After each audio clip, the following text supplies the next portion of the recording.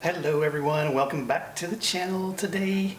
It's another rainy, overcast day, per the norm over the last month.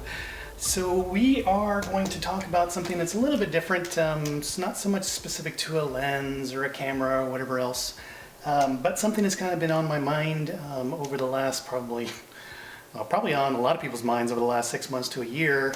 Is kind of the impact of photography, what's going to happen to photography post-COVID, if we can ever get past post-COVID or get to post-COVID. That would be fantastic. Would love that. I wanted to kind of talk about what realms of photography, and this is more intended to be a discussion between me and you guys. So what I really hope for this video, if possible, if people actually see this, leave something down in the comments on what your thoughts are on the impact of photography after the coronavirus is over, finally. Do we ever go back to normal, for one? I have my thoughts. I think there are a couple of different aspects of photography that are in jeopardy.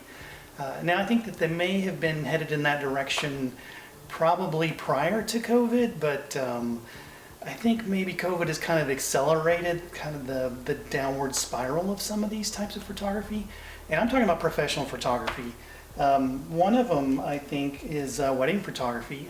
And for you wedding photographers that actually watch this channel, I am curious to see how much of your business is actually tapered off. Obviously during COVID, you can't have indoor events and those types of things. And so I know a lot of weddings have been postponed. But the question is, will it recover post-COVID, or are people going to start kind of navigating or gravitating, is probably a better word, towards outdoor types of events, or even smaller types of venues, or even kind of destination weddings? Is that becoming a much more common path for photography? I don't know. I'm not a wedding photographer, never have been, but I am curious to see if it's going to survive post-COVID. I think sports travel, I think sports photography is in jeopardy. I think if you look at the way that they're limiting the amount of people that can actually attend an event nowadays, and then also with kind of the fall, if you will, of magazines, do stills photography in sports, does it still matter? I guess obviously there would still be images that you might want to post online for some of these vlogs or whatever it would happen to be, or some of these magazines when they've moved online. But is anybody looking at stills photography, or has anyone even looked at a magazine in maybe, I don't know, a couple years? I haven't. I used to get magazines all the time, but my magazines have dropped down to basically nothing. And no, obviously I don't receive any newspapers. All my news is online. So if you're looking at sports, I gotta think that's impacted, kind of the fall of the magazine has impacted sports photography pretty greatly, at least from a stills perspective. So yeah, I think that's in jeopardy. I think travel, who knows when we're ever going to get back to a period of time when travel photography is a thing anymore. We had booked a flight to Tokyo, and that just got canceled about a month ago. Thank you, Canadian government, for canceling that.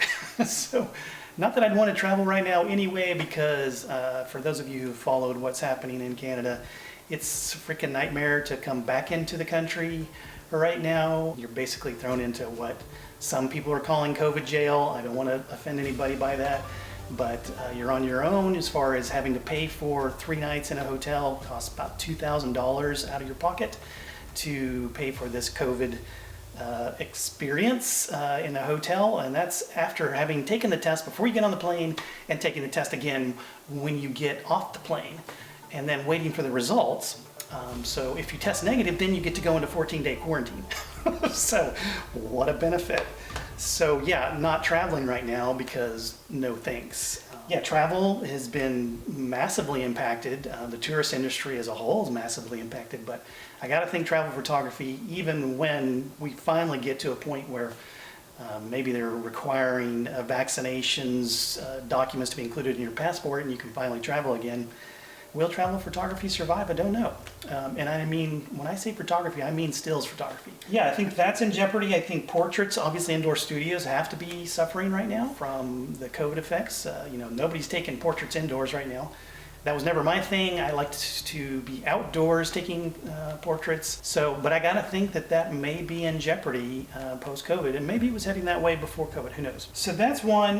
Landscape and street photography, I have to think probably will survive, but because you're not around many people, and so even social distancing, as long as it's required, I gotta think that that will continue to be allowed and will survive. But the question is, can you make money with stills photography, landscape, street photography, that type of thing? And I gotta think that that's in question. Some of the channels that I follow on YouTube still do a lot of landscape type photography. Some people are pushing out books and things like that. Will there still be a demand for that though post-COVID? I don't know. I'd love to hear your thoughts on that. So, and I think one of the ones that is truly safe is probably product photography.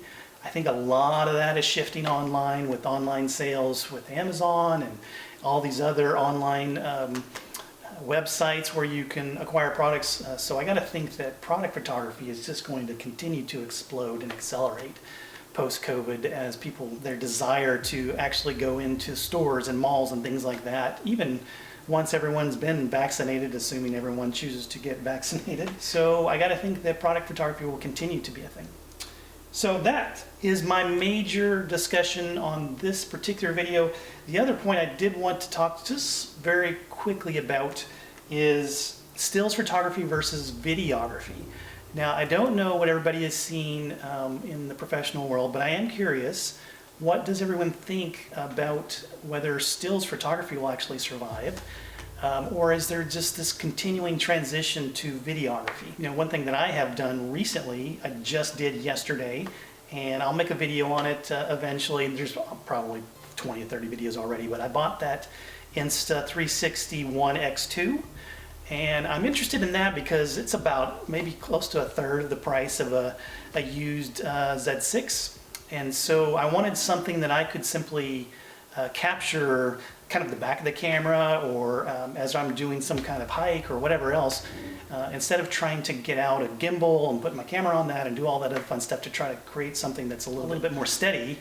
I wanted something like a 360 camera that doesn't require you to position the camera in any particular position.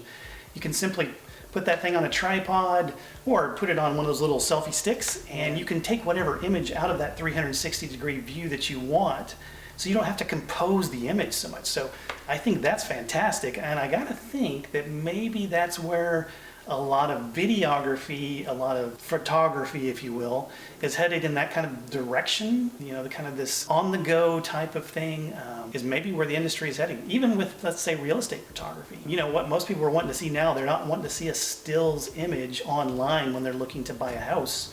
They want to see a 360-degree view of that house. So I gotta think that's the direction of even that type of photography. So I'm curious what everybody thinks. Tell me what your thoughts are on what types of photography are going to actually survive post-COVID, and is stills photography going to survive, or is the industry headed in the video direction primarily? So I hope everyone's having a great Easter. Have a great rest of the weekend.